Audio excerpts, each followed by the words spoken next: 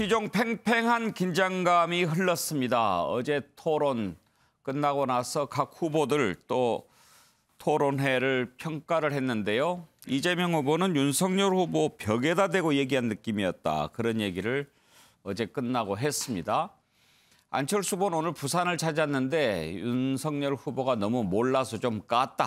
이렇게 얘기를 하고요. 심상정 후보는 깊이 있는 토론을 못해서 아쉬웠다라고 하면서 방식에 좀 문제가 있는 것 같다라고 얘기했습니다. 윤석열 후보는 이재명 후보가 동문서답으로 불리한 질문을 피했다며 여전히 공격을 했는데요. 자, 네 분 패널의 평가가 매우 궁금합니다. 세 분은 각 정당을 대표해서 나오셨으니까 장성철 교수 의견을 한번 들어보죠. 이재명 후보에 대해서는요, 믿기 어렵다. 좀 신뢰가 좀 하락한 거 아니냐는 생각이 들었고요. 윤석열 후보와 관련해서는 좀 많이 부족하구나. 공부를 좀 더 하셨으면 좋겠다라는 생각이 들었습니다. 안철수 후보 같은 경우에는 준비를 잘했구나. 근데 왜 국민들께서는 표를 더 많이 주지 않을까? 왜 지지율이 높아지지 않을까? 그런 생각을 해봤고요. 심상정 후보 같은 경우엔 똑똑하다, 날카롭다. 그런 생각을 해봤습니다. 예, 그렇게 보는 분들이 많이 있겠죠. 전체적으로 어제 토론, 네. 분위기는 좀 날카로웠죠. 그렇죠. 그러니까 이재명 후보와 윤석열 후보 사이에는 상당히 부인 문제와 관련한 네거티브 공방이 있었고 또한 서로 약점으로 생각하는 대장동 문제와 관련해서도 이재명 후보가 판례를까지 준비하면서 상당히 좀 세게 공격을 했어요. 예. 그러니까 미리 좀 작심하고 준비한 것이 아니냐라는 생각도 들었고요. 심상정 후보 같은 경우에는 어떤 TV 토론의 심판자 같은 역할을 해서 이재명 후보나 윤석열 후보를 좀 당황시키게 만드는 그러한 역할도 한 것으로 봤습니다.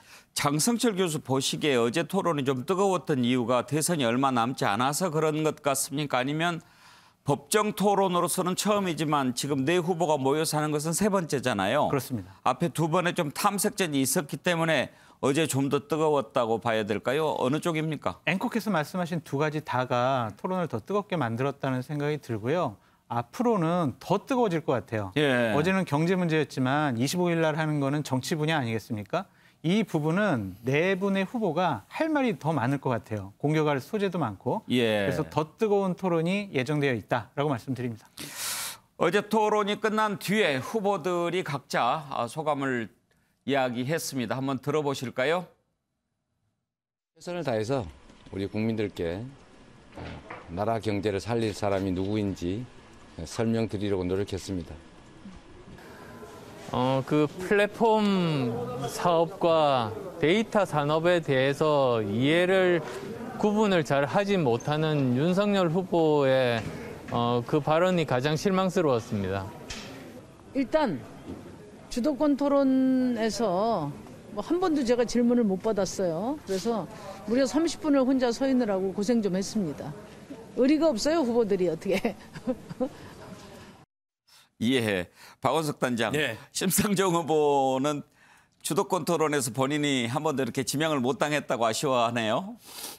저게 이번 토론만이 아니고요. 앞선 두 번의 토론에서도 마찬가지였는데 그래서 이번 선관위 토론에서는 9분의 주도권 토론이니까 각각 1대1로 3분씩 하자. 이렇게 저희가 대안을 제시했고 국민의당도 동의를 했는데 결국엔 양당이 거부했습니다.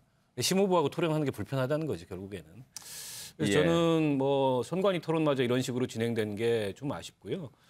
그렇다 보니까는 한 30분 정도 정말 우두커니 심 대표는 심 후보는 거기 서 있는 그런 상황이 연출이 돼서 다음 토론부터는 조금 조정이 합리적으로 돼야 되지 않을까 이런 말씀 드리고 싶고요. 예. 이제 경제 정책이어서 다른 분야보다 우리 국민들 관심이 굉장히 좀 뜨거웠을 거라고 보는데요.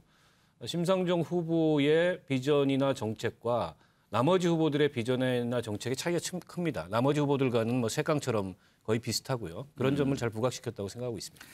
현근택 대변인은 어제 이재명 후보 잘했다고 보십니까? 지난 두 번의 토론이 되게 밋밋했거든요. 예. 그러니까 이게 선대위 내에서도 이게 치열하게 논쟁이 있습니다. 그러니까 정책 위주로 따박따박 가자는 의견이 있고 예. 저 같은 경우에는 좀 세게 하자. 세게 하고 그래야 좀 국민들도 관심을 갖는다 했는데 어제는 아마 본인의 색깔을 좀 드러낸 것 같아요. 그전에는 아마 좀 선대위의 그 따박따박 정책 예. 위주로 가자는 분들 아마 의견을 들었던 것 같고 그래서 저는 아마 어제 시청률도 꽤 나왔거든요. 예. 그러니까 아마 치열하게 붙어야 국민들이 또 그 치열하게 붙다 보면은 뭐 어쨌든 본인의 색깔도 나오게 돼 있고 정책도 나오는 거거든요. 저도 지금 장성철 교수님 말씀처럼 2차, 3차는 더 뜨겁지 않겠는가 이렇게 기대하고 있습니다. 지난번에 토론 끝나고 현근택 대변인이 그런 말씀하셨잖아요. 이재명 후보 스타일이 이제 변호사라서 그런지 이렇게 맨 처음부터 탁 두괄식으로 그렇게 하면 네네. 좋은데 항상 귀납식으로 이렇게 간다, 귀납적으로 간다 그렇게 얘기하셨잖아요. 한마디로 얘기하면 이제 말이 너무 길다. 그러니까요. 네, 네. 근데 어제 같은 경우에도 이제 현근택 대변인 얘기를 들어서 더 그렇게 봤는지 모르겠지만 윤석열 후보가 자꾸 그러면은 국채 발행을 몇 %를 네. 기준으로 생각하느냐 이렇게 여러 번 물어봤잖아요. 그런데 그러면 바로 나는 뭐 얼마 생각한다 그러면 되는데 꼭 그럴 때마다 또 설명을 이렇게 하려고 하니까 좀 답답하긴 그 하더라고요. 부분은 아마 좀 민감한 문제예요. 물론 네. 이제 뭐 OECD 평균이 100% 넘고 이 뒤에도 나오겠습니다만 윤석열 후보도 뭐 50% 60% 얘기했지만 사실 이제 퍼센트를 딱 얘기했을 경우에는 그게 논란이 될 것 같아서 아마 조금 여지를 남긴 것 같습니다. 김경진 단장 어제 끝나고 나서 새 후보가 각자 소감을 발표했는데 윤석열 후보는 안 하고 그냥 가버렸는데 뭐 기분 나쁜 일이 있었나요? 아니요, 그 처음에 듣기로는 예. 이게 선관위 법정 토론회에서는 그게 없다라고 아마 착각을 하셨던 것 같아요. 그러니까 처음에 아마 잘못된 정보가 돼가지고 그래서 그냥 그 얼른 바쁜 일이 있으니까 가야지 하고 그냥 가셨다는 것 같아요 보니까. 예. 그냥 뭐 그런 순서가 있는 걸 모르고. 그러니까 그 자체가 없다. 이건 그 이전에 토론회들하고 달리 예. 이렇게 착각하셨다는 것 같아요. 그래요? 예. 100% 그 말을 믿어도 되죠? 왜요? 왜 아니, 그런 뭐 질문을 하십니까? 오늘 보니까 네. 그냥 갔다고 그래서 예. 뭐 좀 속상한 일이 있나 토론 방식이나 이런 것에 불만을 많이 좀 품은 건 아닌가 특히 그런 얘기를 하더라고요. 어제 토론 잘 하셨잖아요. 아니 잘했는데 이재명 후보가 이거 이렇게 들고 나왔잖아요.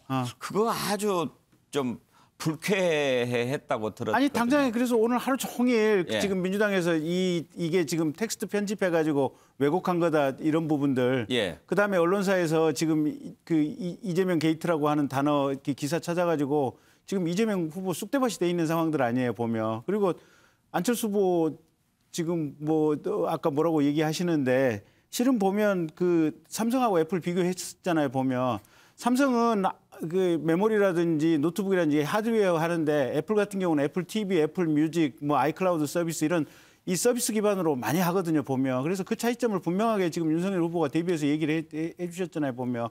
그래서 어제 토론 잘 됐어요 보면. 속상하고 기분 나빠서 그냥 한 것은 아니었다.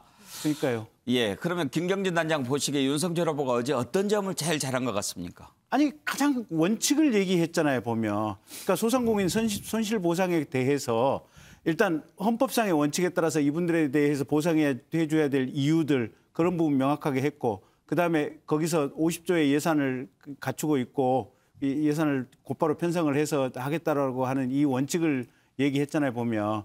그다음에 국가 재정 구조 관련해 가지고 이재명 후보께서 이게 무슨 기축통화니 또 기축통화 제도가 있으면 기축통화면 그 뭐 이렇게 재정 적자 해도 되는 것처럼 얘기하는데 거기에 대해서 가장 기본적인 원칙을 얘기하신 거 아니에요 보면. 예. 예. 장성철 교수 이따도 살펴보겠지만 안철수 후보 어제 상당히 좀 작심하고 윤석열 후보 공격한 것 같지 않았습니까? 그렇죠. 끝나고 나서 얘기하면서도 또 안철수 후보 윤석열 후보를 또 거론했죠. 그렇죠. 윤석열 후보께서는 대략 한 2달 전쯤에 디지털 플랫폼 정부라는 부분에 대해서 본인의 공약을 아주 자세하게 발표를 하셨잖아요. 그런데 윤석열 후보가 기본적으로 여러 가지 플랫폼 싸움, 데이터, 디지털 이런 부분에 대해서 어떠한 생각을 갖고 있냐라고 했을 때 지금 문재인 정부가 하고 있는 얘기들을 그냥 그대로 얘기하신 것 같아요. 그러니까 그런 것보다 훨씬 좀 더 나아간 비전과 철학과 가치관을 좀 말씀하셨어야 되는데 지금 행해지고 있는 여러 가지 공유라든지 AI 알고리즘이라든지 클라우드라든지 이런 얘기를 얘기하신 것은 지금 보다 더 나은 정책적인 방향이 없다라고 우리가 볼 수밖에 없거든요. 그런 부분에 대해서는 좀 안철수 후보가 답답해하지 않았느냐라는 생각이 듭니다. 그러면 어제 눈길을 끌었던 관심을 모았던 장면들을 한번 다시 보면서 얘기 나눠보겠습니다. 경제 분야 토론이었지만 어제도 어김없이 대장동 의혹을 놓고 날선 공방이 벌어졌습니다. 윤석열 후보, 이재명 후보를 상대로 법인카드 문제 이런 것 꺼내 들었는데 그 전에 이제 이재명 후보가 정치의 위기가 곧 경제의 위기로 이어질 수 있다 이런 부분을 얘기하면서 전선이 좀 확대가 됐죠. 그런데 윤석열 후보가 이 얘기를 꺼내니까 이재명 후보가 곧바로 웬만하면 안 보여주려고 했는데 라고 하면서 준비한 팻말을 꺼내 들었습니다. 이 장면 한번 보실까요? 대장동 화천대유 관련해서 그분이 대법관이다라는 게 지금 확인이 돼서 보도가 나고 있는데 윤 후보님 아무 근거 없이 모든 자료가 그분이 이재명을 가리킨다라고 페북에 써놓고 지금도 가지고 계시죠. 그거 국민들한테 속인 건데 사과하실 생각 없습니까? 전혀 없습니다. 그 설계자와 그 승인권자가 그리고 수용권자가 바로 우리 이재명 후보셨습니다. 성남시장. 우리끼리 돈 주고 받은 이재명 알면 우리 큰일 난다. 절대 비밀이다. 이렇게 얘기하지 않습니까? 그런데 그럴 때 검사의 양심으로 누구를 의심해야 됩니까? 당연히 우리 후보님을 의심하죠. 시장이 그게 전부 했으니까. 아까 뭐 민주주의와 뭐 경제 발전 얘기를 하셨는데 경기지사 그 법카 공금 횡령에 대해서는 그 뭐 말씀을 안 하시네요.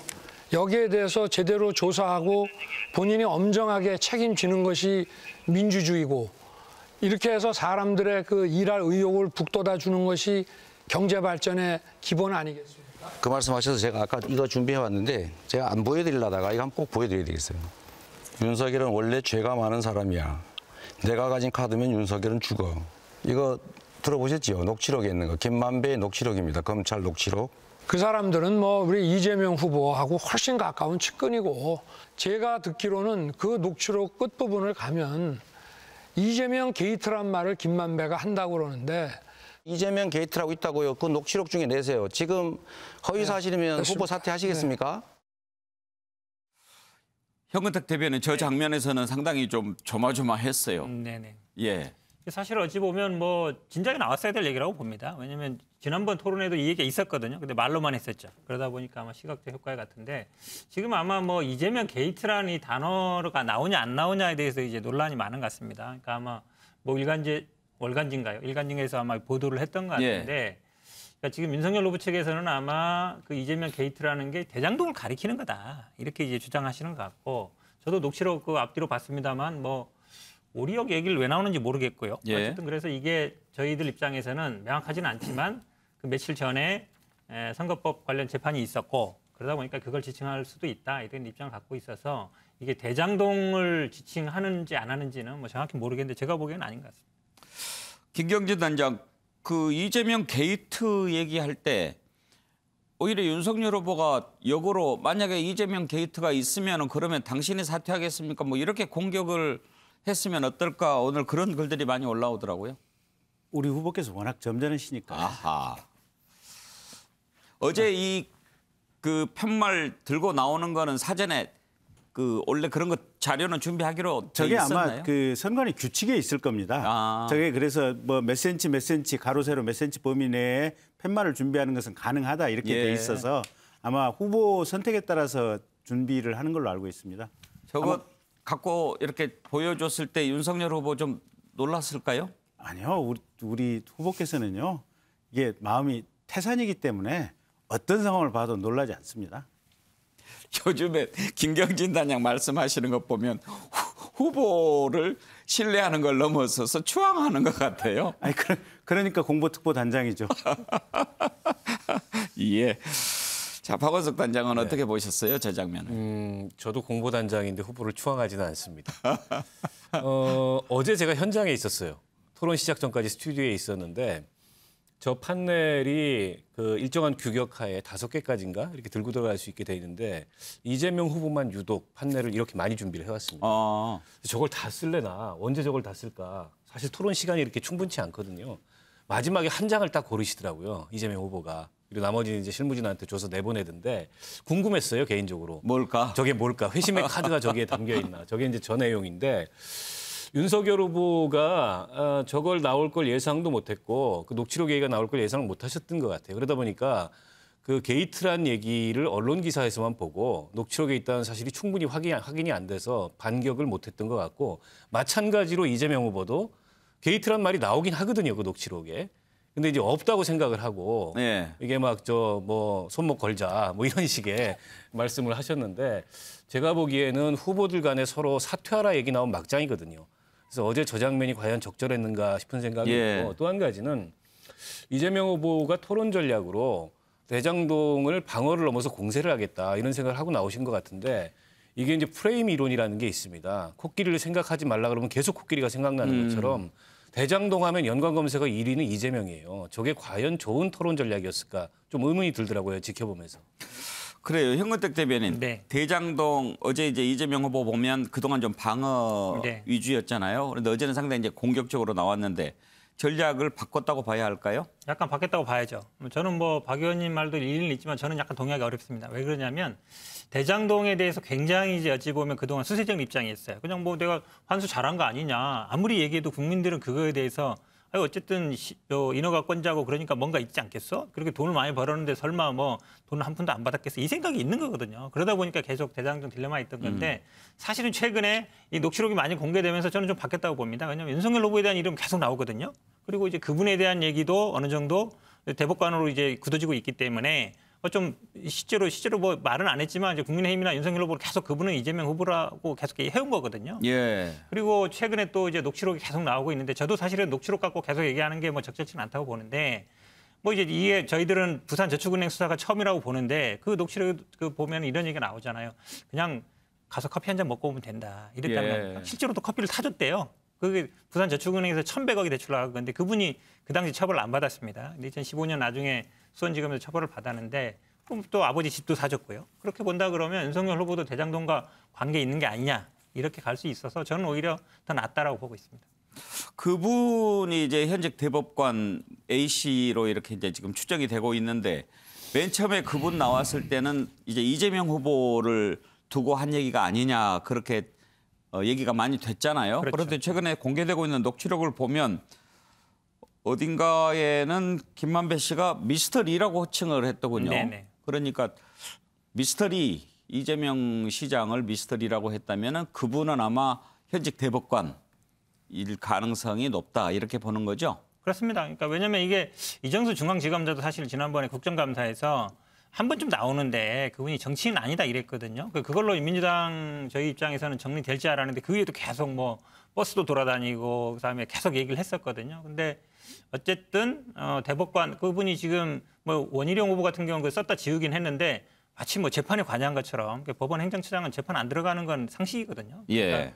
그다음 그 재판에 관여됐던 분이 아닌데 최근에 보면 또 뭐 딸이 어떤 아파트에 산다는 얘기도 나오고 결국은 박영수 인척 그다음에 뭐 곽상도 아들 이렇게 자식들을 통해서 법조 인맥으로 이루어진 게 아닌가 이제 그런 어쨌든 그 상황을 국민들이 알 수 있기 때문에 저희들 입장에서는 뭐 좀 공세적으로 나오는 게 훨씬 더 효과가 있다고 보고 있습니다. 이 이재명 게이트가 오늘 아주 논란이 많이 됐습니다. 이 의미는 또 뭘까 이런저런 얘기가 나왔는데 민주당의 강훈식 의원은 그 이재명 게이트는 게이트키퍼 그러니까 뭘 지키고 거르고 뭐 이런 뜻으로 해석을 해야 맞는 게 아니냐라고 얘기했는데요. 글쎄요. 한번 그 공방을 한번 들어보시죠.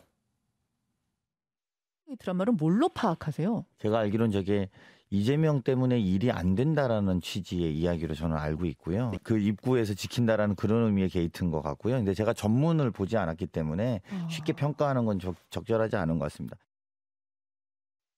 태 대법원장님은 되게 좋으신 분이야로 주어는 윤석열 후보가 아닌 양승태 전 대법원장이었습니다. 일명 주어 교체가 된 것이죠.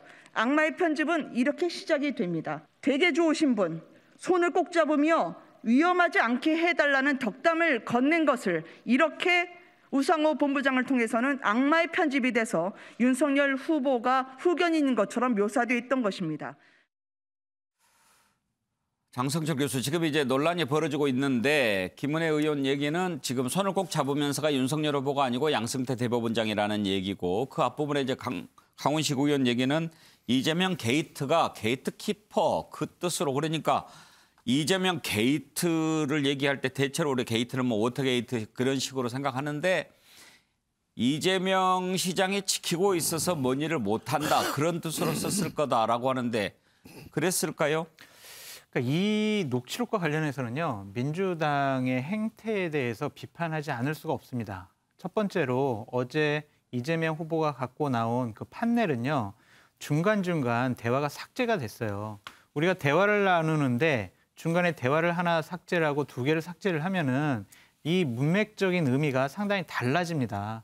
그래서 어제는 이재명 후보 측에서 윤석열 후보에게 좀 타격을 주기 위해서 김은혜 의원 말처럼 악마의 편집을 한 것이 아니냐. 저도 그냥 그 판넬 내용을만 봤을 때는 윤석열 후보 상당히 나쁜 사람이고 죄를 졌고 영장 나오면 죽을 사람으로 봤는데 전반적으로 공개된 내용을 보게 되면은 그러한 의미가 아니었다라는 점에 있어서 이재명 후보 측에서는 좀 편집의 기술을 사용한 것이 아니냐라는 생각이 들었고요. 예. 시청자 여러분들께서도 언론에 전문이 공개된 녹취록이 있기 때문에 그 부분을 보고 판단을 하셨으면 좋겠다라는 생각이 듭니다.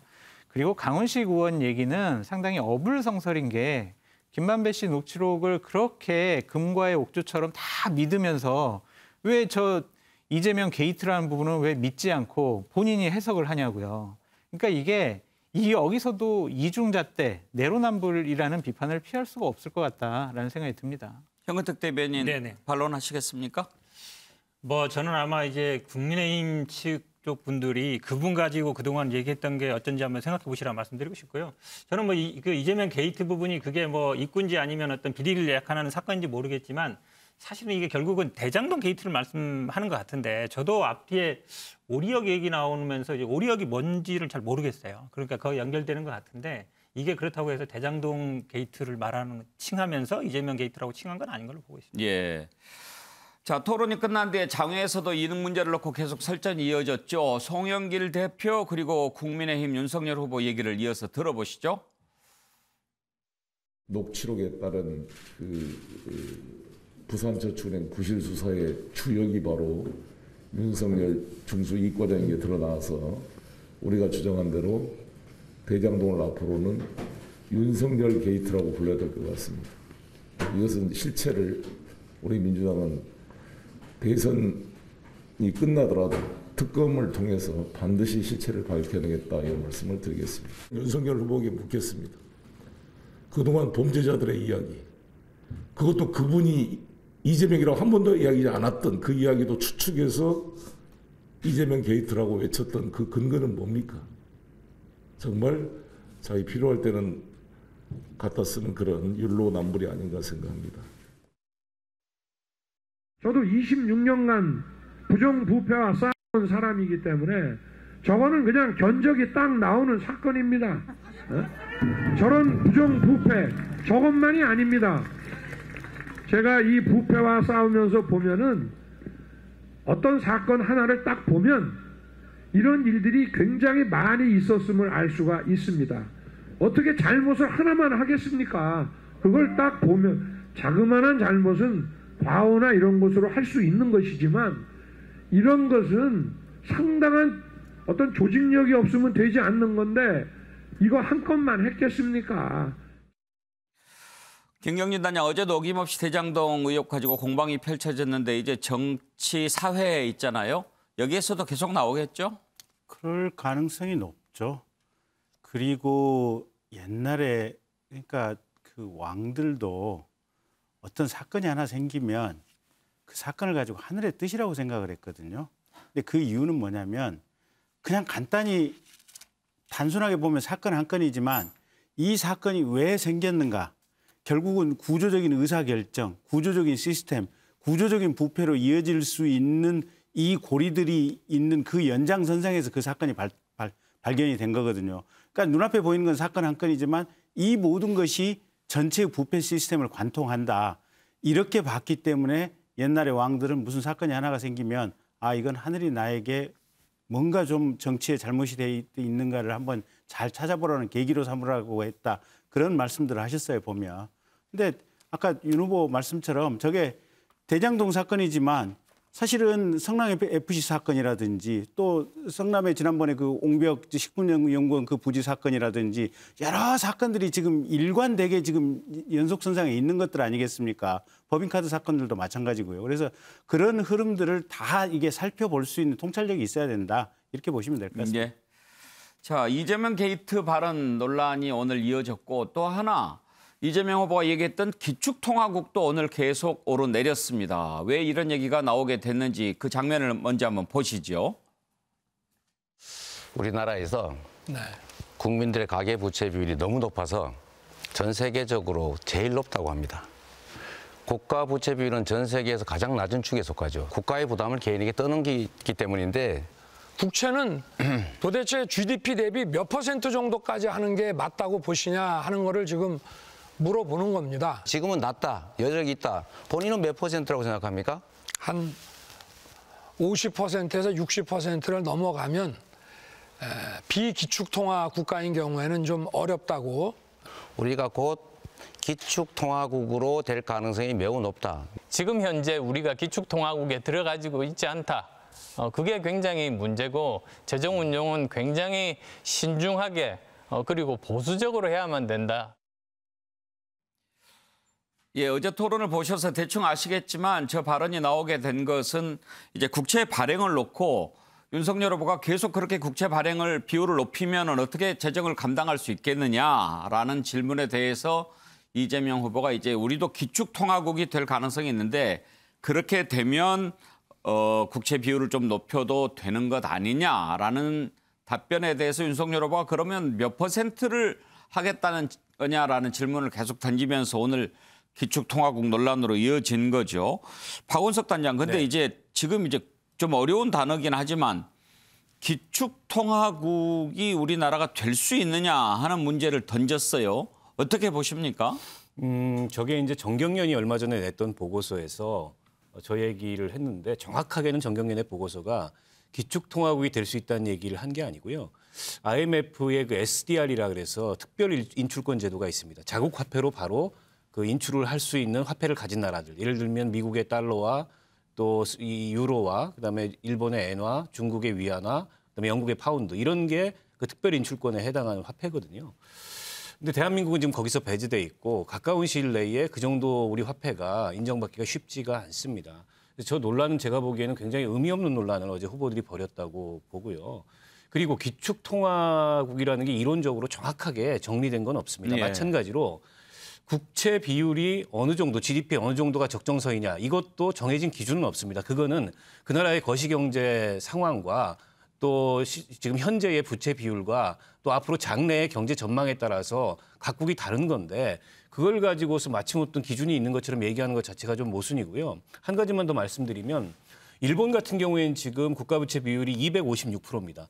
그런데도 일본 경제가 망할 거라고 아무도 얘기하잖아요. 그 이유는 뭐냐면 그 부채 대부분이 자국 통화 표시 부채입니다. 외채가 아니라는 거예요. 근데 남유럽 국가들이 한때 쭉 도산됐지 않습니까? 그거는 대부분 외채였기 때문에 그랬던 겁니다. 그래서 이게 자국 통화 표시 부채냐 외채냐에 따라서 상황이 다르기 때문에 저걸 일률적으로 몇 %가 적정하다. 이걸 가지고 논쟁하는 게 굉장히 무의미한 논쟁이다. 이렇게 생각합니다. 예. 그러면은 윤석열 후보의 거듭된 질문이나 이재명 후보의 답변이나 둘 다 그렇게 뭐 제대로 된 질문 답변이 아니었다 이렇게 보시는 제가 겁니까? 보기에 지금 대한민국 경제에서 제일 위험한 거는 가계부채입니다. 국가부채는 53.1%여서 그나마 선진국들은 물론 전 세계에서 가장 낮은 수준인데 가계부채는 2,200조가 넘어요. GDP보다 훨씬 높고 전 세계에서 제일 높은 수준입니다.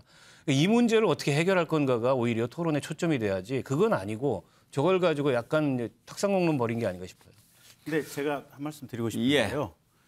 그 과거에 이명박 정부 5년, 또 박근혜 정부 5년, 또 노무현 정부, 김대중 정부 5년 동안 평균적으로 각 정부 5년을 거치면서 부채 증가한 절대 금액이 170조 남짓 됐습니다. 어떤 정부는 150조, 어떤 정부는 뭐 183조까지도 갔었는데 대략 170조 플러스 마이너스입니다. 근데 문재인 정부는 지금 4년 동안에 이미 400조입니다. 5년 하면 아마 500조가 될 겁니다. 그러니까 다른 정부 5년에 했던 거에 한 2.5배 이상의 부채를 지금 늘려왔습니다. 그러니까 오죽했으면 IMF가 야, 니네 국가 부채 늘어나는 속도가 너무 빨라. 좀 정신 차려. 니네 좀 난리가 날 수도 있어. 그 얘기를 해왔던 거고요. 근데 이제 그런 상황 맥락 속에서 이재명 후보 같은 경우는 처음에 얘기했던 게 기본 시리즈 있지 않습니까? 기본소득, 기본주택, 심지어는 기본대출까지. 그러면 우리 기본소득 1인당 월 8만 원 했을 때 이게 최소 연간 50조가 된다는 거 아니겠습니까? 근데 8만 원 가지고 뭐 합니까? 이게 80만 원 정도 해야지. 그러면 1년에 500조의 부채가 늘어나는 겁니다. 이게 보면 500조가 필요한 이런 상황인데 그래서 민주당 내부에서도 이재명 당신이 얘기하고 있는 이 기본 시리즈는 파퓰리즘의 극치다. 당신 얘기대로 하면 나라 거덜난다. 라고 하는 게 민주당 당내 내부 당내 경선할 때 얘기였던 거고요. 지금 이재명 후보가 얘기하고 있는 우리 대한민국이 지금 기축통화국이 될지도 모르니까 부채를 늘려도 된다고 하는 것은 그때 민주당 당내 경선할 때 했던 얘기 어떤 흐름에 가지고 비춰본다면 저분이 대통령이 된다면 특히 저분은 뭐냐면 기재부에 있는 예산 편성권을 청와대로 가져가겠다고 공언하신 분 아니겠습니까? 나라 거덜나는 것은 식은 죽 먹기다. 이런 취지의 맥락에서 지금 윤석열 후보가 질문을 던졌다. 이렇게 봐주시면 될 것 같습니다. 좀 반박을 안 할 수 없는. 예. 기축통화의 얘기는 사실은 지금 정경련도 있었지만 이게 매 5년마다 합니다. 근데 2015년에 이미 블룸버그에서 그때 위안화가 5번째로 들어갔거든요. SDR이 편입되는데 물론 SDR 편입이 뭐 기축통화 아니냐는 논란이 있습니다만 들어가면서 다음은 원화가 될 것이다. 왜냐하면 경제 규모라든지 수출 규모로 봤을 때. 근데 원래 2020년에 논의를 됐어야 되는데 그때 당시도 위안화가 재수를 한 겁니다. 2번째 들어간 거거든요. 근데 2020년 됐어야 되는데 코로나 때문에 안 됐어요. 올해 아마 그 논의가 될 것 같다. 그러니까 당연히 편입했으면 좋은 거 아닙니까? 이제 그 얘기를 하는 거기 때문에 그럴 가능성이 있는가를 얘기하는 것이고 지금 저는 뭐 가계부채 얘기랑 아마 이제 국가부채 얘기는 박 의원님 말씀이 맞는데요. 근데 코로나 시대에 가계부채가 굉장히 급증했습니다. 우리나라 뭐 가계부채는 말씀처럼 전 세계 1위입니다, 실제로. 왜냐하면 GDP 100% 이상이거든요. 근데 국가부채도 물론 늘어나긴 늘어났습니다만 사실은 그 가계부채 늘어난 거에 비하면 많이 안 늘어났다는 거죠. 작년 4대 금융지주의 순이익 이 15조가 넘습니다. 예. 대부분 가계부채로 인한 어떤 이자 수익이거든요. 그러니까 이 경제 위기 상황에서 왜 어려움은 다 개인이 빚으로 해결해야 되느냐 이 문제를 제기하는 겁니다. 바로. 예. 자, 또 안철수 후보, 심상정 후보도 화제가 됐는데 넘어가죠. 안철수 후보 태도가 화제가 됐지요. 단일화 결렬 선언 이후에 윤석열 후보에게 대립각을 세우면서 좀 작심하고 공세를 펴는 모습을 볼 수가 있었습니다. 절레절레 고개를 젓는 모습도 볼 수 있었고 또 윤석열 후보 발언에 대해서 핀트를 못 잡고 계신 것 같다. 경제에 대해서 깊이 고민 안 하신 것 같다. 그렇게 면전에서 쏘아붙이기도 했습니다. 한번 들어보실까요? 말씀이 좀 이렇게 돌아가고 지금 핀트를 못 잡고 계신 것 같아서 다시 여쭤보면은 재정은 확장해야 되고 그렇지만 재정 건전성은 확보를 해야 됩니다. 그러면 생각하신 방법이 있으신지요? 불가피하게 재정 확장과 또 그 금융 긴축이라는 게 올 수밖에 없기 때문에 이게 뭐 어느 당국이라 하더라도 여기에 무슨 일반적인 해답은 없습니다. 아마 깊이 고민을 안 하신 것 같은데요. 윤 후보께서 생각하시는 디지털 데이터 경제가 뭡니까? 핵심이 뭐라고 생각하십니까? 저는 이 5G라든가 이런 그 데이터들이 신속하게 움직일 수, 이동할 수 있는 그런 네트워크를 구축하고 그리고 이것이 전부 클라우드에 모여서 집적하고 분석할 수 있는 AI 알고리즘이 중요하다고 생각합니다. 그건 전부 저 하드웨어 쪽이지 데이터나 인프라 쪽은 아닌데요. 그렇죠. 정부 데이터 개방에 대해서는 어떻게 생각하십니까? 정부 데이터는 공유할 수 있는 것도 있고 또 보안 사항도 있는 거 아니겠습니까? 네, 이번에는 심상정 후보 말씀해 주십시오. 1분 내에는 왔다 갔다 해도 돼요. 예, 고개를 절레절레 흔드는 모습 보셨습니다. 박원석 단장 네. 무슨 의미였을까요, 이거? 답답하다는 얘기였겠죠. 그러니까 토론의 논점이 제대로 형성이 돼야 되는데 안철수 후보가 느끼시기에는 이 동문서답하고 있다. 내지는 피상적인 얘기만 하고 있다.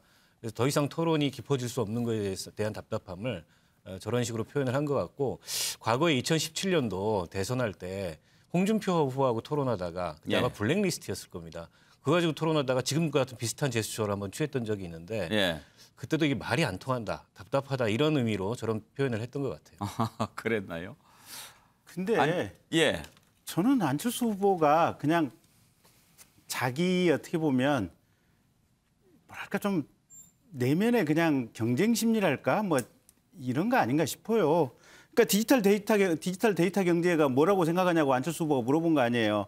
그러니까 윤석열 후보가 뭐라고 답변했냐면 5G를 포함한 네트워크, 그다음에 클라우드 서비스, 그다음에 AI를 포함한 인공지능 등 알고리즘 이게 핵심이다라고 얘기를 했잖아요. 전문 용어 많이 나왔어요. 네, 그랬더니 아니 그거는 하드웨어를 얘기하는 거 아니냐고 또 저기 안철수 후보가 받아치면서 거기서 끊었어요. 아니 근데 AI 알고리즘 이런 것들이 하드웨어입니까? 이건 시스템 운영에 관한 지금 기본적으로 소프트웨어 영역이거든요. 보면 그러니까 본인이 지금 받아치는데 틀린 얘기를 하신 거예요. 보면 그다음에 재정정책과 금융정책이 서로 모순적으로 충돌되는 상황에 대해서 어떻게 생각하냐 이거 아니에요. 보면 근데 윤석열 후보는 소상공인 지원이라고 하는 재정정책 불가피한 측면이 있다. 하지만 가계부채가 지금 너무 많이 증가가 있으니까 대출을 또 쪼여야 되는 금융정책의 금리 인상의 필요성도 이게 있기 때문에 그건 두 정책이 부득이하게 이렇게 충돌하는 상황이 생길 수도 있다. 그거는 100% 두 개가 일치돼서 갔으면 좋겠지만 부득이한 상황이 있을 수도 있는 거 아니냐라고 지금 윤석열 후보가 답변을 한 거 아니에요. 보면. 그랬더니 괜히 그냥 아니 그거 깊이 생각 안 해본 모양이시죠. 이렇게 했단 말이에요. 보면. 근데 아니 모든 국가가 하나의 일방향성 정책을 완결해서 가면은 이게 맞겠지만 현실 세계에 있어서는 그러지 못할 상황들이 있는 거 아니에요. 보면. 그래서 그거를 그 얘기를 한 건데 본인이 그렇게 얘기를 해버리시면 안 되는 거죠. 그래서 저는 전체적으로 안철수 후보님의 심리 상태가 뭐랄까 이게 정권 교체를 위한 범야권의 대표 주자가 본인이 되고 싶어하는 어떤 그런 욕심에서 그냥 저렇게 치고 고개 흔들고 그러신 것이 아닌가 싶은 추론을 해보고 있습니다. 네. 저도 뭐 추론할 수밖에 없는 입장인데요. 사실은 이제 여기서 좀 빠졌습니다만 어제 안철수 후보가 뭐라 그랬냐면 최근에 이제 어쨌든 긴축 재정을 하고 있다 외국에서는. 그래서 이자를 올리고 있다.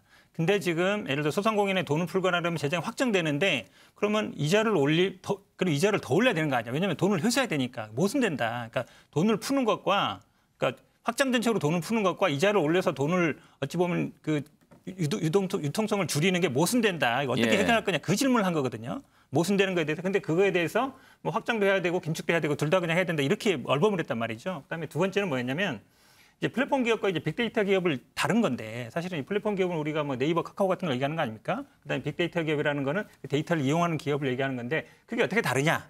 그다음에 그럼 데이터를 기반으로 한 산업을 어떻게 만들 거냐? 이 얘기를 하는 거거든요. 근데 뭐 공개해도 되고 뭐 당연히 보안은 공개 안 하면 되고 그다음에 이제 개인적인 거 공개 안 하고 이제 대부분 공개해야 된다는 입장이지만 그 빅데이터 기업과 플랫폼 기업 이 구분을 못 하고 있다. 이제 이거에 대해서 제가 보기에 뭐 그러니까 어찌 보면 단순한 대답인데 그거를 못했기 때문에 이런 표정을 지은 걸로 저는 추측하고 있습니다. 장성철 교수 사실 지금 뭐 디지털 또 이런 쪽은 그냥 객관적으로 봤을 때 안철수 후보가 전문가 아니겠습니까? 뭐 저 V3도 개발했고 그랬으니까 그런 점에서 윤석열 후보보다는 더 많이 알고 있겠죠. 구체적인 것을. 이제 그런 데서 본인이 좀 자신감이 있었던 것 같은데 윤석열 후보가 이제 그런 공격이 들어왔을 때 조금 더 뭉치는 뭐 그런 모습을 보여줬더라면 좀 더 여유가 있어 보였지 않았을까 싶더라고요. 그렇죠. 만약에 이제 윤석열 후보가 좀 여유롭게 제가 그래서 안철수 후보 보고 디지털 플랫폼 정보를 좀 맡아달라고 한 거 아니겠습니까? 좀 이런 식으로 넘어갔으면은 안철수 후보도 좀 키워주고 본인이 좀 여유로운 모습을 보일 수도 있었는데 그러한 좀 여유로움이 좀 안타깝다라는 생각이 들고요.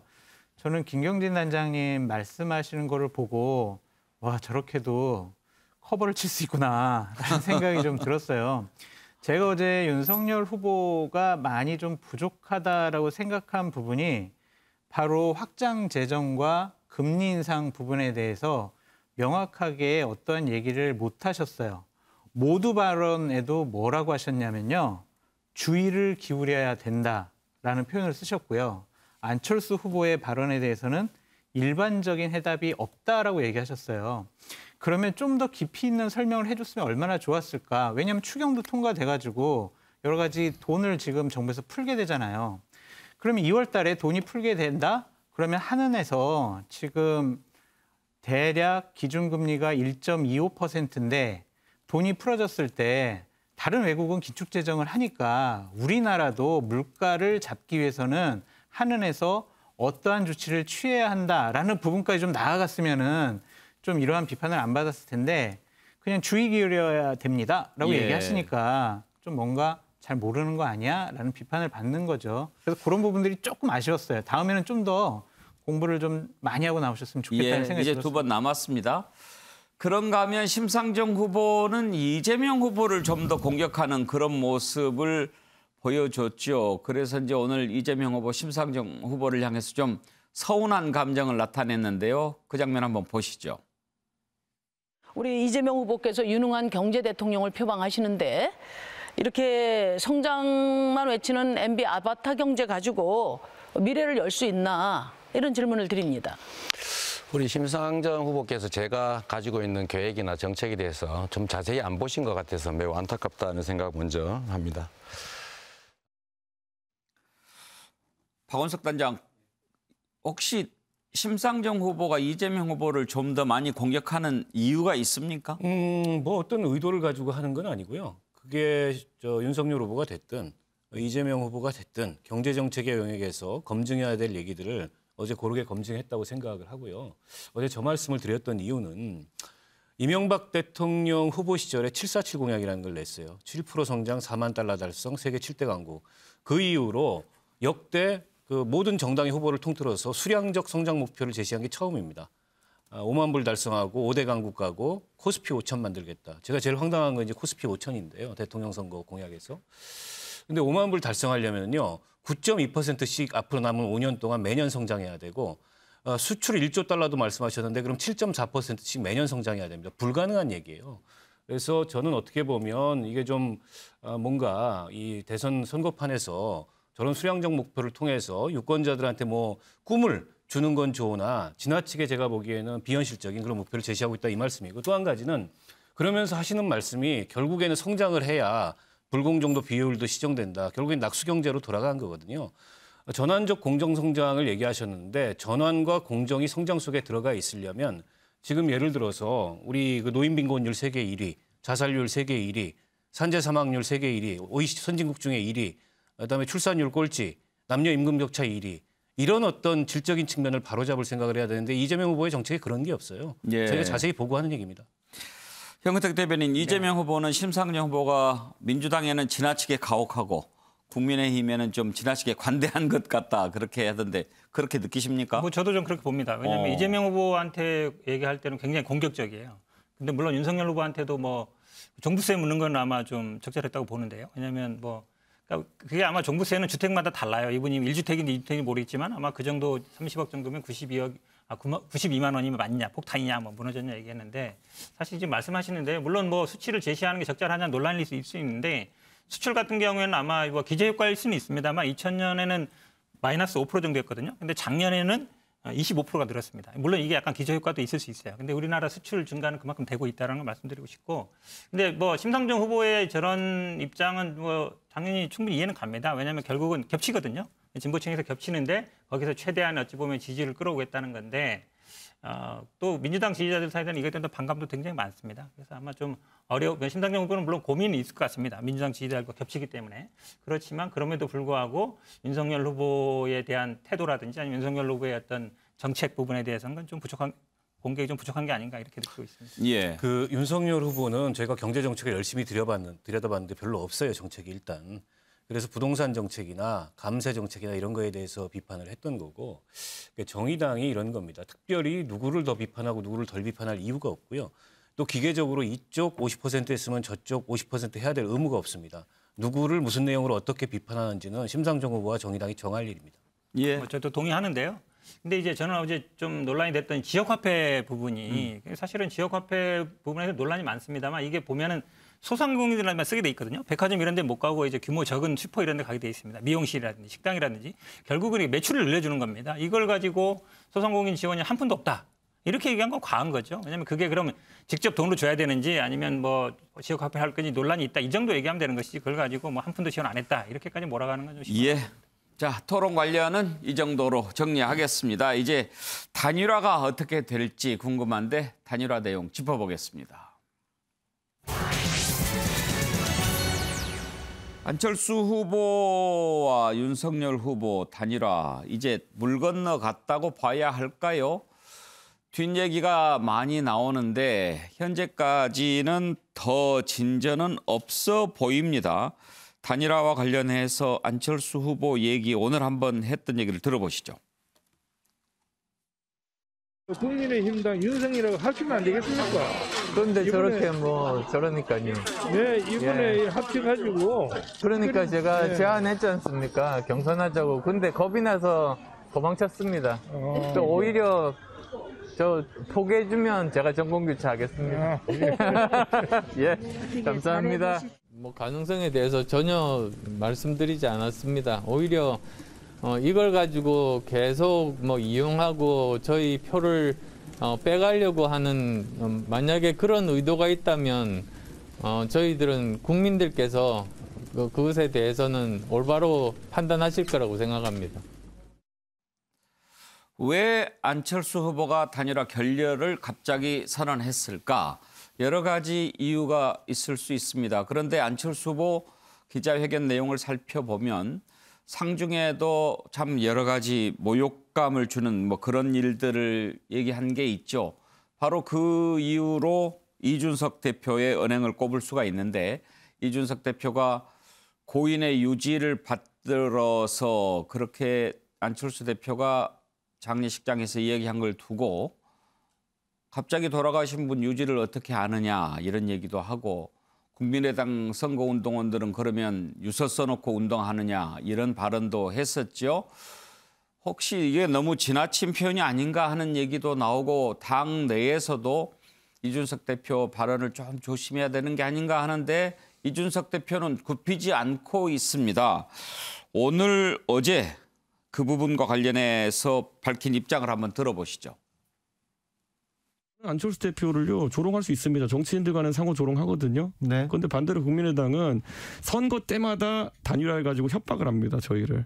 문재인 대통령이 안철수 대표와 함께 했으면 대통령이 될 수 있었을 것 같아요. 혁신을 자꾸 하자고 해서 혁신이 뭐냐 물어보니까 말 안 해주고 나중에 혁신위원장 할 거냐니까 또 안 하고 결국엔 그때 이미 당 깰 마음을 먹었기 때문에 중간에 요식행위로 문재인 대통령에 대해서 뭔가 나쁜 이미지를 투영시키려고 했던 의도겠죠. 지금도 마찬가지인 겁니다. 이번에도 보면은 우리 후보가 전화까지 했는데도 전화 안 했다고 거짓말했잖아요. 저는 이런 것들이 반복되는 거예요. 상대방을 나쁜 사람 만들기 위해서 굉장히 노력을 합니다. 이분들이. 네. 아차 싶었을 거예요. 본인이 실수한 거 얘기하면서 알았을 거라고 저는 봐요. 네. 네, 그렇기 때문에 그 의도적으로 한 건 아니기 때문에 네. 저는 우리 이준석 대표가 그 부분에 대해서는 네. 그 사과를 하시는 게 맞다 그렇게 봅니다. 예. 이 대표는 본인의 목소리에 너무 집중을 하다 보니까 네. 이제 그 부분을 자꾸 놓치고 있는 것 같은데 네. 우리 이준석 대표도 좀 더 시간을 주면 이 대표가 그 부분에 대해서 사과하지 않을까 저는 그렇게 봅니다. 네. 그것 한 번만 있었으면은 물론 괜찮겠죠. 근데 사실 저는 그 이야기를 듣고 깜짝 놀랐어요. 네. 어떻게 이런 말까지도 가능한가.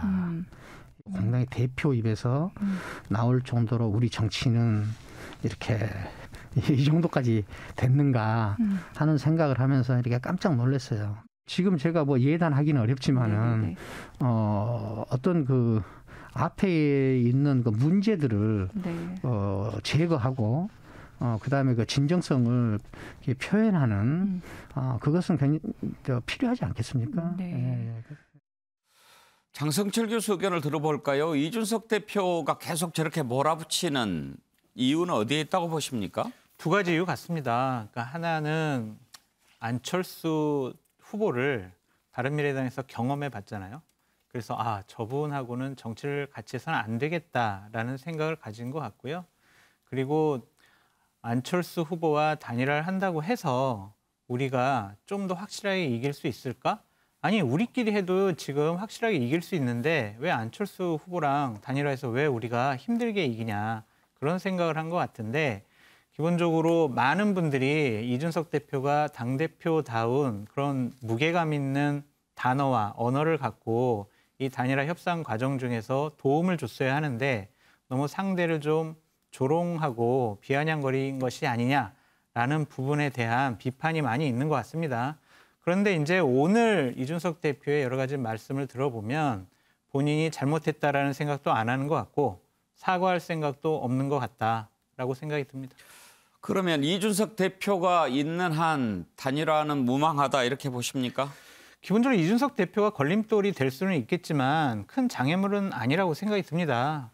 기본적으로 이 단일화가 왜 안 되느냐. 결국에는 후보들이 서로 여러 가지 계산을 했고 필요치 않다라는 생각을 했기 때문이 아니냐라는 건데 저는 단일화는 안 될 것 같다라는 생각이 들어요. 근데 하지만 오늘 한 여론조사에서 나온 것처럼 만약에 윤석열 후보와 이재명 후보가 소수점 안에서의 초박빙 현상이 나타나면 윤석열 후보로서는 승리를 위해서는 단일화 안 할 수가 없겠죠. 그렇다면 정말 많은 것을 내주는 그런 단일화가 될 수밖에 없을 것 같은데 과연 그것이 시간상 가능할지 좀 회의적입니다.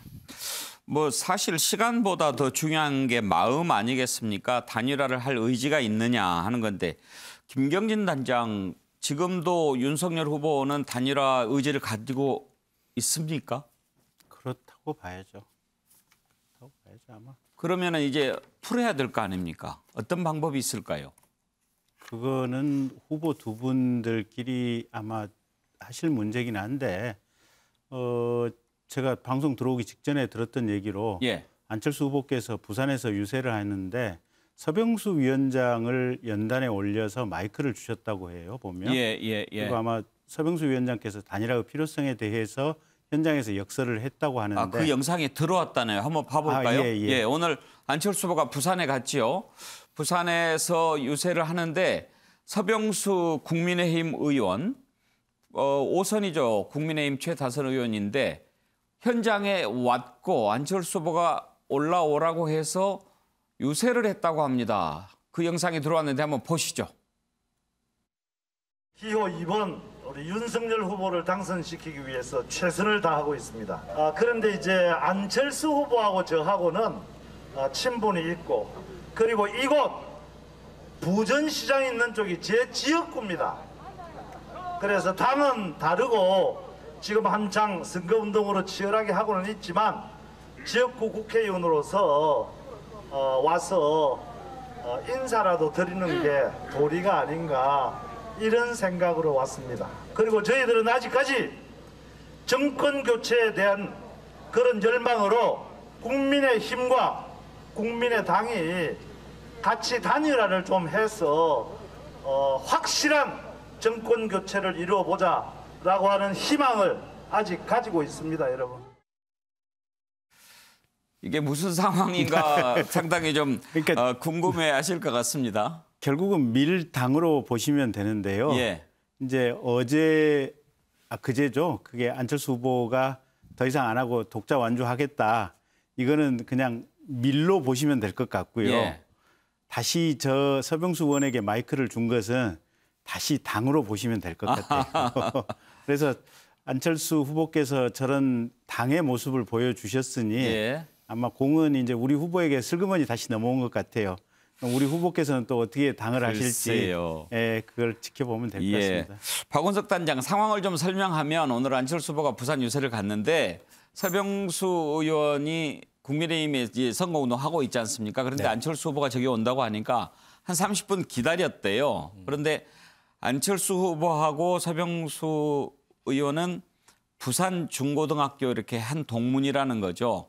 그런데 이제 거기에서 기다리기도 했고 올라왔는데 국민의힘 의원이 안철수 후보 유세차에 올라서 나는 윤석열 후보를 지지합니다만 뭐 이런 이야기 하는 것도 참 특이한데 저런 것도 어떤 변화의 조짐이라고 볼 수 있을까요? 그럴 수 있겠죠. 사실은 뭐 선거운동 과정에서 저런 장면은 전 처음 봅니다. 이게 뭐 후보들 간의 단일화가 이루어진 다음에는 저런 장면이 있을 수는 있어도 서로 다른 당의 다른 후보를 지지하는 국회의원이 올라와가지고 상대 후보 유세차에서 얘기를 한다는 거는 조금 납득하기 어려운데 뭐 김경진 의원님 좀 말씀하셨던 것처럼 여전히 한편의 여지를 갖고 있는 것 같아요. 국민의힘도 내부에서 정확하게 정리가 안 됐고 아직 윤석열 후보의 전권을 위임받은 누군가도 결정이 안 됐으나 단일화하지 않으면 안 된다라는 당 내부의 의견이 좀 다수인 것 같고 좀 지켜봐야 되겠습니다만 지난번에 안철수 후보가 결렬을 선언하실 때와는 다른 분위기가 좀 만들어질 수도 있을 것 같아요. 근데 이제 문제는 안철수 후보가 그렇게 단일화를 해서 사실상 여론조사는 불가능한 거고 정치적 단판으로 단일화를 하게 됐을 때 그동안에 내세워왔던 명분, 양당 간의 정권 교체는 정권 교대, 기득권 교대에 불과하고 정치 교체를 넘어 시대 교체로 나가야 된다라는 본인의 출마 명분이자 정치 명분 또 제3지대로서의 명분. 이건 어떻게 되는 거냐. 예. 과연 그 명분을 잃고도 안철수 정치의 가치가 남아있을 수 있을까. 그 점은 굉장히 걱정됩니다. 민주당은 어떻게 전망하고 있습니까? 저는 뭐 쉽지 않을 것 같습니다. 지금 뭐 여론조사 나오는 거 보면 사실 적합도나 경쟁력 조사에도 윤석열 후보가 다 이기거든요. 그러니까 윤석열 후보가 그냥 통 크게 받았으면 굉장히 뭐 득점 포인트가 될 텐데 지금 시간상으로 여론조사하고 그거를 또 하기 쉽지 않거든요. 그렇게 본다 그러면 안철수 후보가 완주하겠다는 의지가 확고한 상태에서 그럼 접는 방법밖에 없는 거잖아요. 그게 가능하겠습니까? 저는 쉽지 않은 상황인 것 같습니다.